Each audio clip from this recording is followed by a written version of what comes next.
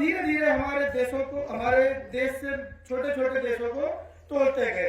2500 वर्ष पूर्व हमारे भारत में आपका आधुनिक बांग्लादेश, पाकिस्तान, भूटान, म्यांमार, इंडोनेशिया, बाकी जितने भी छोटे छोटे देश थे, कोलंबिया, ये 8 देश, ईरान तक हमारी सीमाएं थी भारत की।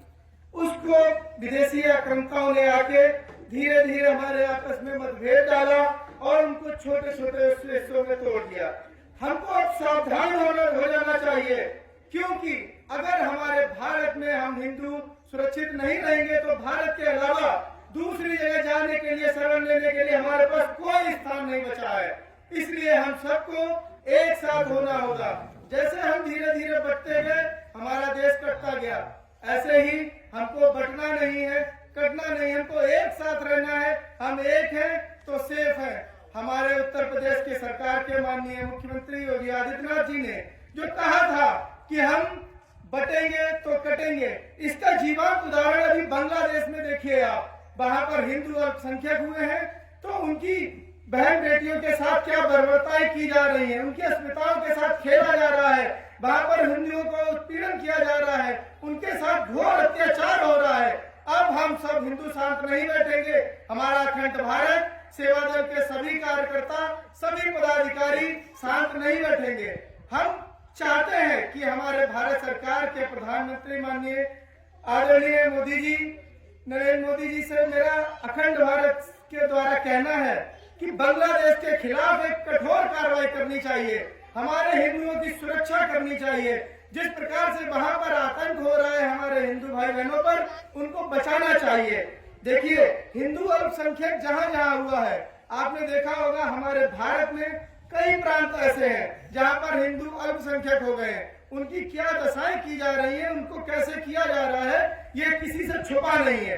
देखिए, हिंदू सभी धर्मों के लिए सुरक्षा की गारंटी है।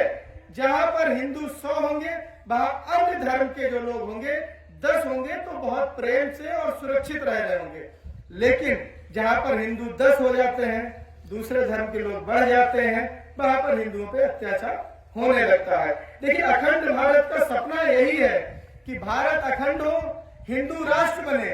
हमारा माननीय प्रधानमंत्री जी से अनुरोध है कि वो जनसंख्या नियंत्रण कानून लागू करें, जल्द से जल्द समान नागरिक संहिता चालू करें। और जो अभी हमारे संतों ने, जो पूज्य संत हमारे भारत में, उन्होंने एक सनातन बोर्ड की स्थापना के लिए एक मुहिम छेड़ी है।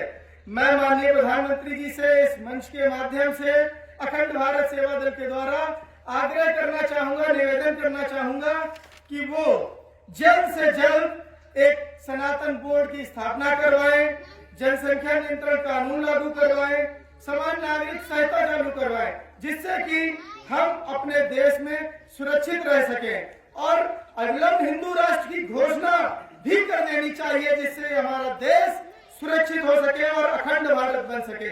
देश का बंटवारा अगर धर्म के नाम पर हुआ था, अगर देश का बंटवारा धर्म के नाम पर हुआ था, तो जिनको गीता, गंगा, गौ माता और हमारे भारत की आत्मा प्रभु श्री राम से, हमारी भारत माता से प्रेम नहीं है, तो उनको भारत छोड़ देना चाहिए। उनको भारत में रहने की कोई आवश्यकता नहीं है। तो मैं बिल्कुल इसी तरीके से आपको बताना चाहूंगा कि माननीय प्रधानमंत्री जी से हमारा अनुरोध है कि इन सब कानूनों को लागू करें और सब एक साथ आप लोग मिलके अखंड भारत सेवा दल के साथ जुड़ के कार्य करिए, देश को अखंड बनाइए, हिंदू राष्ट्र की स्थापना करिए। और बहुत जल्द बांग्लादेश में जो हिंदुओं के लिए उत्पीड़न हो रहे हैं, हिंदुओं पे उत्पीड़न हो रहा है, उनके लिए हम लोग माननीय राष्ट्रपति महोदय जी को संबोधित ज्ञापन भी बहुत जल्द प्रेषित करने वाले हैं।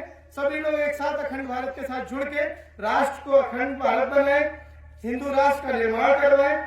एक देश में एक संविधान और एक विधान ही चलेगा। जब संविधान में लिखा है तो देश संविधान के हिसाब से ही चलेगा। इन्हीं शब्दों के साथ मैं अपने वाणी को विराम देता हूँ। जय श्री राम।